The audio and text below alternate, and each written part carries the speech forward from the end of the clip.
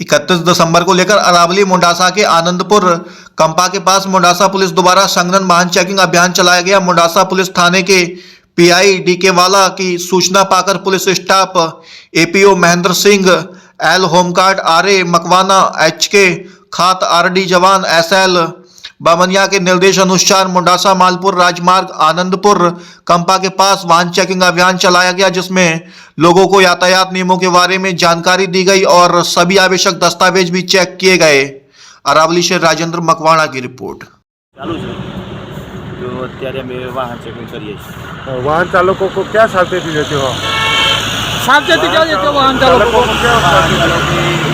Simple હોય કોઈએ દારૂ કે એવું પદાર્થ ના પીવો જોઈએ, શાંતિપૂર્વક ઘરે સમસ્યા कोई वाहन चालक के पास जो कोई कागजात नहीं है तो क्या एक्शन लेते हो आप?